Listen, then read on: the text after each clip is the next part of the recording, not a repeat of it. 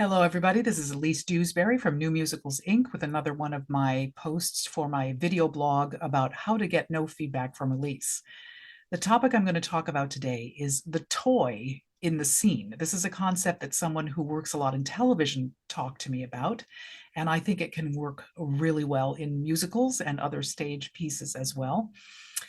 This refers to the idea of having some kind of action, some kind of activity, something happening in a scene that goes beyond simply the conversation that the characters are having.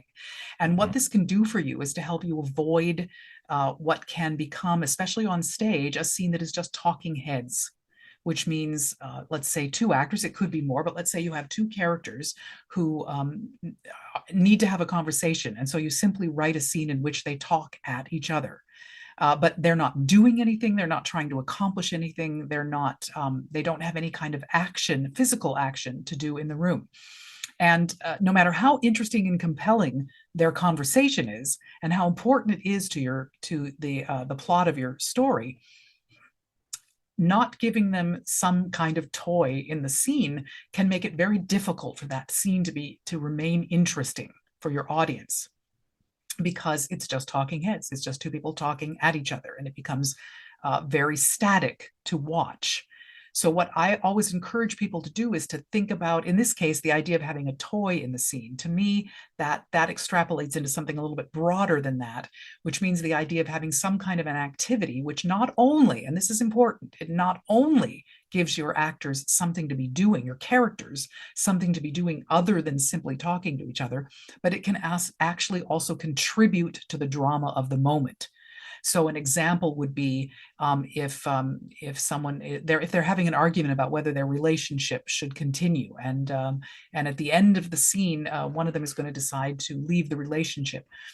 If and you don't have to follow this exactly, obviously, it's just an example, but if one of them storms into the bedroom and finds the other and starts, pulls out a suitcase and starts packing, and the other one is coming in and saying, what's going on? And over the course of the conversation, one of them is trying to pack clothes into the suitcase while the other one keeps taking the clothes back out while they're arguing with them. And maybe eventually at the end of the scene, either it's decided that they're not going to leave, and so the suitcase gets put back away, or the person finishes packing and closes the suitcase and leaves.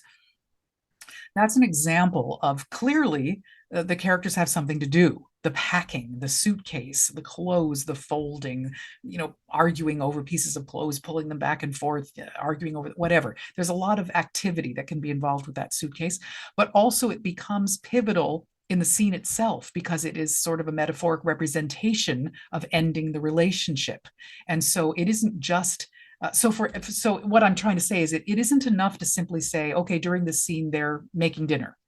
Okay, that gives them something to do, but then you also want to make it integral to the scene.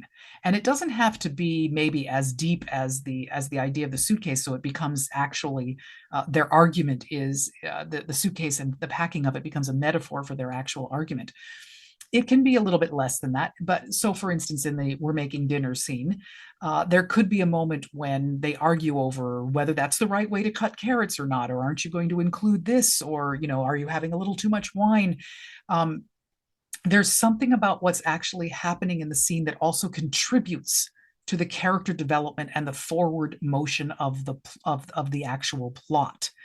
So it isn't simply action for them to perform, but it is action that inserts itself into the actual character development and what is happening. And I think that that's vitally important and makes the scene come alive. It activates a scene and makes it really much more compelling. And so, yes, you could say you can leave that to your director and your actors in rehearsal to figure out what's happening in a scene. And they can add something to a scene. Like, for instance, they could decide, hey, let's have her be packing during the scene and let's have them fight over the clothes. That could be something that gets added in rehearsal. But I would posit that then there's nothing in their dialogue that actually refers to it. There's no discussion of, this was my favorite t-shirt, or, oh, you ripped that, or are you going to pack that without cleaning it first? There's nothing in the actual dialogue that allows them to heighten the necessity for that toy in the scene and make it actually vital and integral to the scene. So I think it's something you want to give some thought to ahead of time, and find rather than just leaving it to the director and the actor to come up with some action that may indeed enhance the scene, I would encourage you to figure it's your part of your job as the writer of the scene to figure out what action could you provide in the scene that's actually integral and could actually tell us more about the characters and help the progression of the plot even more. What could actually contribute to the character development in the scene as opposed to simply physicalize it.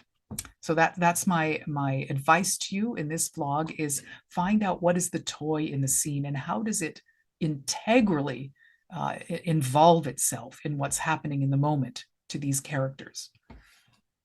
That's it for today. So hope that's useful, and we'll see you again next time. Toodaloo.